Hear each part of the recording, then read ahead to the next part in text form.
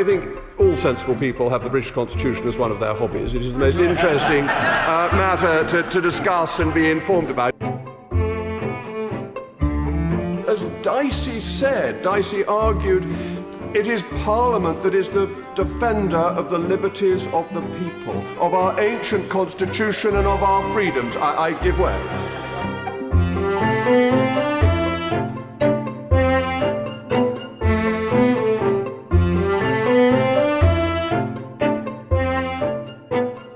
Hello, I'm Jacob Rees-Mogg, here again with the second in this series of brief conversations exploring how Parliament and the Executive work together to deliver for MPs' constituents. In our first episode, Professor Vernon Bogdanor cited a number of examples of times when backbenchers have made a real difference, speaking up for those they represent. I want to follow that line of thought into this episode because I strongly believe that the role backbench MPs play as a conduit between those who they represent and ministers is one of the less understood parts of our Constitution. Here is a reminder of what Vernon had to say. A lot of these initiatives by MPs, perhaps they don't make the headlines, but they do, as you suggest, relate to important matters concerning constituents. And many constituents, perhaps most constituents, they have interests which aren't necessarily those of the grand themes of party debate. For instance, if you're a small farmer or small businessman, you may be interested in quite technical details about how legislation might affect your farm or your business. And so the MPs to raise it, and with our system they are able to keep in touch with constituents' needs on a completely non-party basis. A lot of the issues don't have much to do with the adversarial issues which form the stuff of the ideological debate, but they are very important, probably more important to many people. I'm grateful to the Professor for making this point, because cross-party working is one of the most important parts of parliamentary life. And it is backbenchers who play the vital role in this, which is why I was so delighted that Natascha Engel, the Member of Parliament for North East Derbyshire from 2005 to 2017, agreed to speak to me to explore this further. Natascha was the first chairman of the Backbench Business Committee following its establishment in 2010. She then became one of Mr. Speaker's deputies in the chair, giving her an impartial spot from which to observe the activities of backbenchers. I found our conversation most illuminating, and I hope you do too.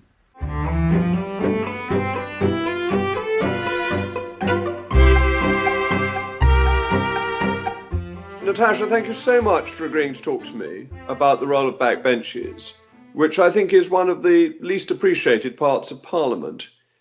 If you have constituencies experiencing difficulties and others in Parliament are willing to work together with you to highlight them, it really doesn't matter, does it, whether they're sitting on the same green benches or the opposite ones?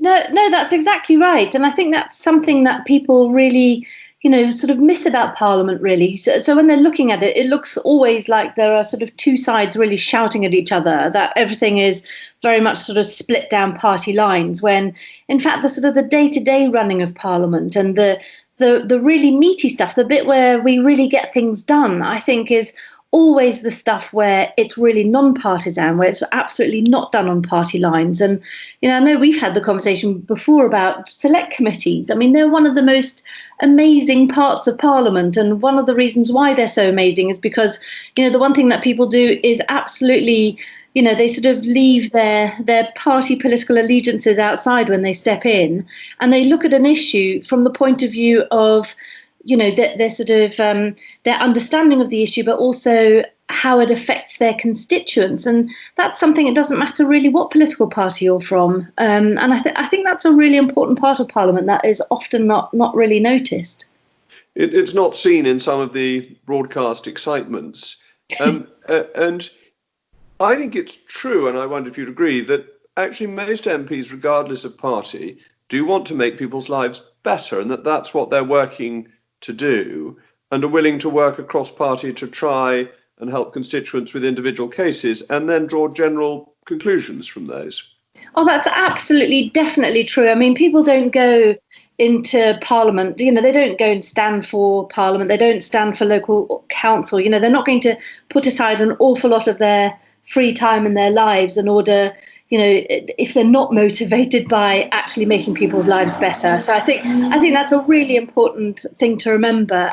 People have similar problems. It's how we deal with those, and actually coming together as a parliament and lots of different MPs from lots of different backgrounds is much better at solving those problems than if you're doing it by yourself. So when you got in 2005, how did you try to influence the then Labour government of the day? Well, surprisingly quickly. I I was really lucky. I went straight on to the Work and Pension Select Committee, and welfare was one of the really big issues in my constituency. It was an ex-mining constituency, and so there was a lot of history of people on sort of what we called passive benefits, people who didn't have to go to the job centre every week, and who had really, we were sort of seeing second and third generation of people who had never worked in workless households, and it really blighted some of those pit villages, those former pit villages, and I think that really, that was something where on that Work and Pension Select Committee, sitting with people from lots of different political parties, it really, really made a difference to the way that I viewed, how my constituents' lives were lived, and it just gave that sort of massive variety and that much broader vision of how things could be changed and how they could be done. And all these different people from different backgrounds with different experiences and different understandings. I mean, it was absolutely fascinating. And you very quickly stopped thinking of people as which political party they represented, and it was much more which part of the country they represented, if anything, or also what kind of expertise they brought to the select committee. It was a really wonderful experience, and sort of really sort of thinking, oh, actually, when you're running for general election, and you'll know this, that kind of period when you're campaigning on the campaign trail, especially when you're first elected, you're so much, it's about which party you represent. And that, I'm not trying to underplay that because that's very important. But as soon as that's over, you are the MP. It doesn't matter what political party you represent. And it doesn't matter who comes through the door at your constituency surgery. You are there to represent them. And I think that's really important as well. I agree with that. I think it's really important to try and reassure constituents when they come to see you that it doesn't matter. You're not interested in who they vote for, that you're there to help them on a one-by-one basis when they come to constituency surgery. And that help's very often done informally, isn't it? It isn't always through select committees or through the formal processes of Parliament. How did you find it was easiest to influence ministers? Oh, well, I mean, that's a really interesting question because that is done very much informally. So, as you said, when I was first elected in 2005, it was we still had a Labour government. And so actually it was done on that kind of very informal basis in the tea room, in the voting lobbies. It was really sort of making sure that you went to see the person. And it was, you could always make an appointment to go and see somebody in their government department and they would always see you. But the informal relationships with ministers, they're the things that really matter. So, it's, you're sitting in the on the little benches and the voting lobbies and just sort of talking to a minister about the particular problem that you're having. But the really important bit I found was in the tea room, and it's kind of talking to colleagues on your own side, colleagues on the other side, to see whether the problem that you were having wasn't just something that you were experiencing, but was actually something that other people also had in their constituency. So it wasn't just an individual, but that there was a pattern emerging. And I think for me, that was the thing that I learned very early on, why it's so important that you have that very strong relationship to your constituency. I mean, it's always been why I've never been a fan of a list system, is that, your bond to that constituency is very, very strong. And it means that you go back to that constituency and you see where, in all good faith, you have sort of voted for something in Parliament, which, the very next week you have noticed hasn't worked as well as you'd hoped it would. Because suddenly you get a spike in your casework. And that's something, so it isn't just, Mrs. Smith at Acacia Avenue, but it's actually an entire village or an entire town that's suffering from this. And then that's when you notice that actually other people in the tea room, in your own party and other political parties have got the same problem. And if you can then take, not a delegation, but a group of people to go and see the minister and say, look, it's not just me who's having this, but everybody else is too. There's a particular problem here. I think that's something that ministers listen to in a way that they don't listen to other things. I think, that's really, when people talk about lobbying, I think that's really what people are talking about. It's kind of, showing a minister that this is having a real human impact on the lives of your constituents. And I'd just say, this was certainly under a Labour government, but after 2010, when there was a coalition government, 2015, when there was a Conservative government, it might not have been as easy to get access to those ministers, but actually you're all kind of milling around in Parliament and you still can do it. And people from, ministers from other political parties, they do also listen to you.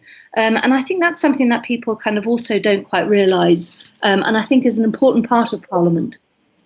I agree with that, because I think most ministers want to get things right, and therefore if they're hearing that there are problems, they're keen to put them right.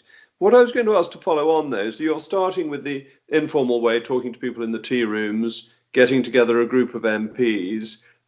How do you take it further? What if you find that the informal discussion isn't getting anywhere? What are the next steps that you would have used as a backbencher? Well, actually, this is where, I think I'm hoping that we'll come on to talk about the Backbench Business Committee shortly. But actually, in those days, before the Backbench Business Committee existed, it was more difficult. And you could form either all-party parliamentary groups, or you could sort of, have an adjournment debate. You could try and raise something in Parliament on the floor. You could ask parliamentary questions. You could, try and put in for a private member's bill. But these routes were more difficult. And they're much easier to ignore, especially if you're kind of a lone voice in something. It's much easier to ignore you. You can write letters. You can send those letters to the local press. You can do all sorts of different things. But actually, the sort of the way to get a minister really to pay attention is, it's exactly what you just said, is the sort of the demonstrating that a policy that minister is responsible for isn't really working.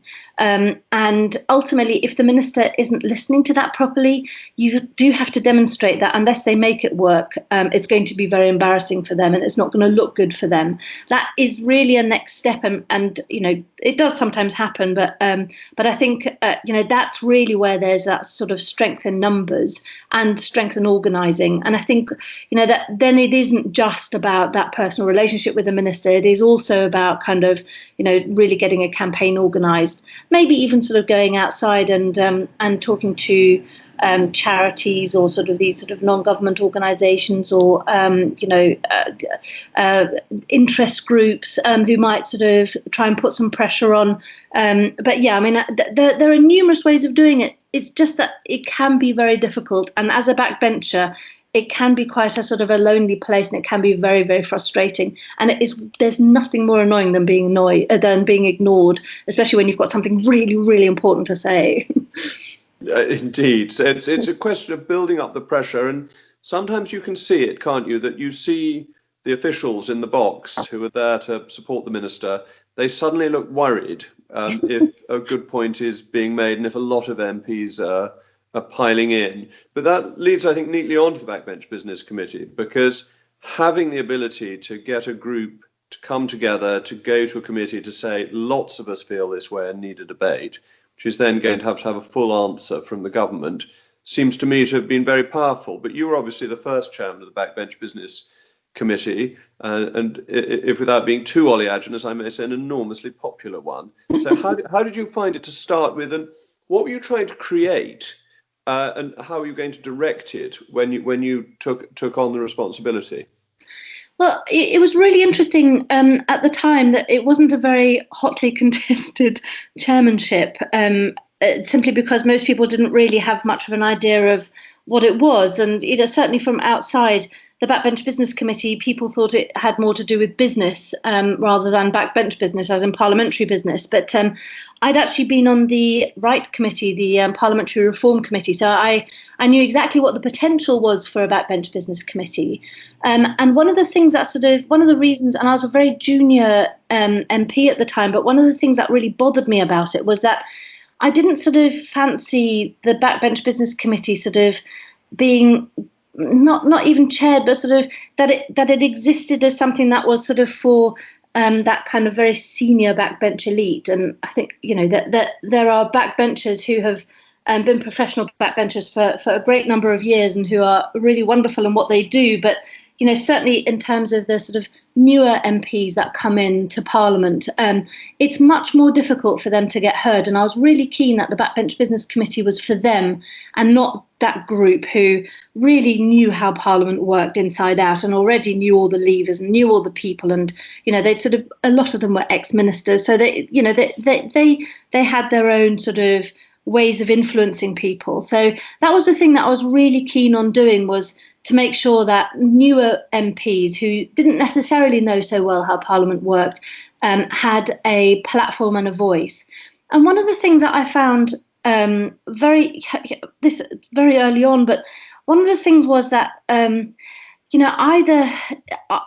people's views of backbenchers was that they were either people who had failed as ministers and had kind of returned to the backbenchers, or that they were backbenchers waiting for the front benchers to recognise how brilliant they were in order to be promoted. And that one of the things that I was never that sort of ambitious about kind of wanting to be a front bencher. In fact, I was quite keen not to be a front bencher, because I sort of felt that being a backbencher was good enough in itself. It was a role in itself. And I really enjoyed representing the constituency and being a backbench MP. It gives you an enormous amount of freedom to say what you really think. And I thought actually the Backbench Business Committee ought to be a forum for backbenchers, however they wanted to do it. If they wanted to use the committee as a way of being noticed in order to be promoted, then that was up to them. If they wanted it as a way of kind of giving their whips offices and their front benchers a bloody nose, then that was also up to them.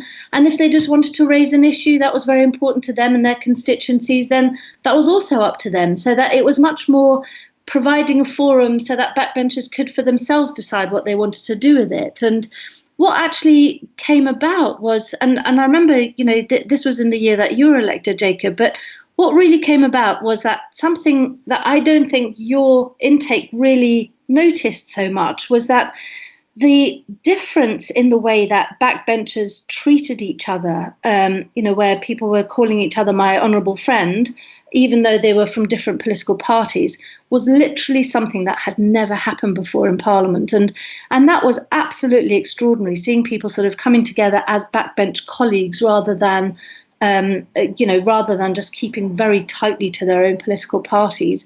And that was absolutely wonderful to see. And it really did highlight also that, the difference was between the backbenchers and the front benches rather than the difference between the two sides of Parliament, so, the government and the opposition. And that's something I think that over the years has really evolved and developed, and I think has really allowed Parliament to sort of explore some of those more non-partisan issues in a much better way.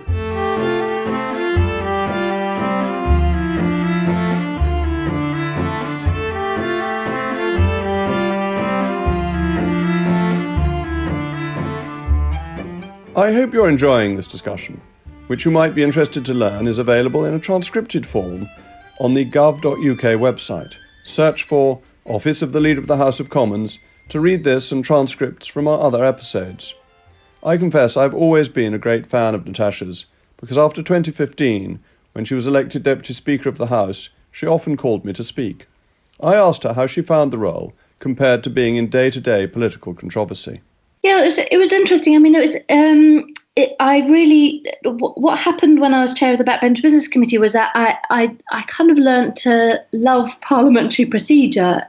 And, one of the things that it taught me was that if you can understand the process and you can influence the process, you've got a better chance of influencing the outcome of something. So, it's something that I became enormously interested in, and also sort of pushing the boundaries and, looking at why it is that we have rules in Parliament. The rules in Parliament really are there to enable MPs to be able to express themselves, to have debate and to come to a conclusion. They're not there, the rules aren't there kind of as an end in themselves. And that was why I sort of was really interested in the role of being deputy speaker, was a sort of, how do you apply those rules? Because every single debate you're in, whether it's a debate, a statement, it doesn't matter what it is. Every situation is different. You've been there when it's been, where it's been very high octane and passions run very high and it's late at night and everyone's tired and, especially those sort of Brexit debates, which were very, people got very emotional. And then, at the other end, you sort of have these Fridays of private members' bills where there's hardly anybody there. And, you get some very sort of nuanced issues being debated. And you just sort of have sort of one extreme to the other.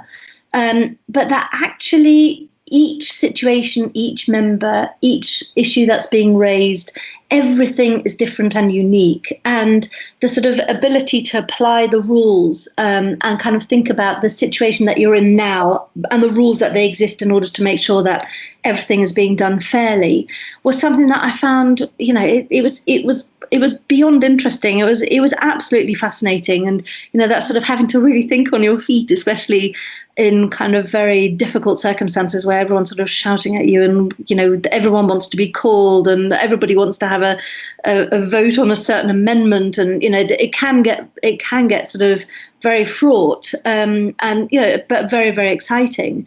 And I absolutely really loved being deputy speaker, really enjoyed it. But did it make you think better or worse of backbenchers as you were sitting in the chair? Sometimes you must have thought, will this person stop droning on? Yeah. Sometimes that person may have been me. Never, Jacob, never you. No, the glory of being in the speaker's chair is you can shut people up when they're droning on.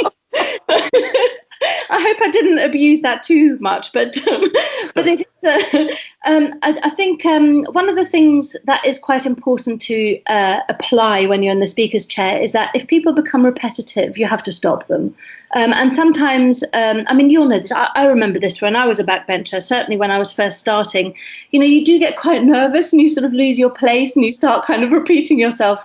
And what you've said before, obviously, that sort of thing you'd let go. But if somebody was really droning on and, they were just loving the sound of their own voice, you would have to kind of politely ask them to draw contributions to a conclusion. But yeah, that was that was a great power to have. I think one of the things that I hope will come back again is, certainly in the time that I was there, people were reading speeches more and more. And that was something where I didn't like that so much. I totally understand people having to take notes in with them. And maybe even at the beginning, you do need to kind of build up your self-confidence. It's a very, very difficult forum to speak in the chamber. It's very different from any other kind of public speaking. It's very odd. But I always kind of thought that really, we weren't doing people any favours by allowing them to kind of keep reading speeches. It makes it very, very boring for anybody who's listening because you can't really engage with it. And that was certainly something that I discouraged at the time, and I hope will continue to be discouraged. And I think it makes backbenchers much better at speaking in Parliament as well, and kind of engages them better. I don't know. How do you feel about that, Jacob? I entirely agree with you. I think if people read their speeches, it ceases to be a debate and just becomes a series of monologues. Yeah. You don't develop the argument. It's one of the drawbacks to the virtual parliament is that you can't actually have a debate. You can only have a series of prepared speeches, and it makes it much less fluid and doesn't take the public discussion any further, in my view. So no, I entirely agree with you. But you're also right that much that I enjoy speaking in the chamber and always have done, it's a very different place to speak, and there's a much greater pressure on speakers in the chamber of the House of Commons than anywhere else that you ever have to give a public performance. And therefore I have a sympathy for new MPs who may feel they need to read their speeches, but after they've been there a year or two, you would hope that they would be able to make them with just a few notes rather than the whole text. Yeah, But I think also, I mean, one of the things, sorry to dwell on this, but I think one of the things about the chamber and where it's very, very different from other parliaments is interventions. And interventions, you know, where it's very unusual to have a forum where you are making a speech and somebody stands up and kind of makes a comment halfway through. But it is the thing that I think brings Parliament alive. And it is the thing that makes backbenchers, especially backbenchers, you know, when you're kind of in your training period, it makes you able to think on your feet in a way that you wouldn't otherwise be able to do. And, you know, knowing, being tested like that, having your arguments tested almost instantly as you're making them, and having to think of adequate, if not intelligent, responses to what people are intervening on, I think is a fantastic training. I can't think of any other forum where you get something like that. You're absolutely right. Interventions make the debate, and I remember very early on in my parliamentary career, Gordon Brown was speaking, which was very rare. He didn't speak much, as I'm sure you remember, after he was Prime Minister. And all the new enthusiastic Tory MPs were trying to intervene on him, and he was giving way to absolutely nobody at all. Oh, really? And then he finally gave way to me. But I'd already sat down because I'd assumed he was going to say no. And I suddenly had to rack my brain and think, what was my wonderful point? Because as I sat down, pretty much passed from my mind. And so both the intervener and the person being intervened on are under a certain degree of pressure, but it absolutely makes the debate and makes the occasion. So what I was going to ask you to end with, because last we're running out of time, is what advice would you give to a new backbench MP, someone elected in December of last year? Well, I mean, this is a really strong piece of advice that I kind of gave to anybody who wanted to listen to it, which is that, 5 years or however long the Parliament is obviously last time it didn't quite work that way, but 5 years is quite a long time, and it's really worth just finding your feet, getting to know the doorkeepers. It's worth getting to know the people who work in the restaurants and the cafes. They all have been there for a very long time and they know an awful lot about Parliament. And it's also really worth not to make enemies too early on, and to recognise that, you know, those people on the other side of the chamber, they're not your enemies. They are fellow parliamentarians, and they're also just trying to do the best that they can. And I think that actually people have, you know, they've arrived in Parliament and they've got a kind of just been sort of really, a lot of people have been quite aggressive and quite bullish, thinking that that is the way that MPs behave. And it's taken them much, much longer to sort of really find their feet in Parliament and really enjoy it in a way that somebody who takes their time a bit more and really sort of learns how everything works before they, you know, really throw themselves into it. But yeah, I mean, I just think that all the people that work in Parliament who are not necessarily MPs, but those people who kind of keep Parliament going, they've got such a lot of knowledge. They've got such a lot of history, and they care so much about Parliament, and they care so much about making it work for you, that they're kind of a resource that are often overlooked. And I mean, for me, the doorkeepers just kind of make the place. I mean, without the doorkeepers, I was heavily pregnant when I first arrived in Parliament in 2005 and had a baby 2 weeks after. So by the time I kind of really came into Parliament, it was as if I was a sort of a by-election candidate. And had it not been for the doorkeepers, I don't know what I would have done. They taught me everything I knew, and I was extremely grateful. So that would be my one big piece of advice to new members: is get to know the doorkeepers. Well, it's very good advice. The doorkeepers usually know what the business is for the coming week ahead of the Leader of the House. So they really are fount of all knowledge. And I, like you, hold them in the highest regard. And as you say, they have a love for Parliament, which comes through.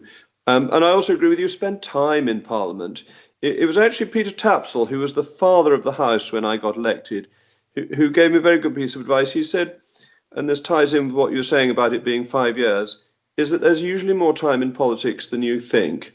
And that gives you the time to bed yourself in and understand the processes. That's lovely. Well, Natascha, thank you so much. It's been a real pleasure to talk to you. Thank you very much. Well, and thank you for participating in this experiment. It's much And appreciated. good luck with it. I think it's a great idea.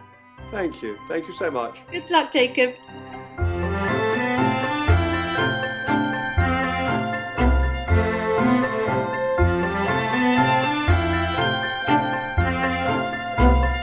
I have enormous respect for the Speaker and his deputies. The role they play in chairing debates is so important, not least when it comes to sometimes heated debates about legislation, something my guest for episode 3 knows rather a lot about, both as an expert and as a lawmaker himself. Until then, goodbye for now.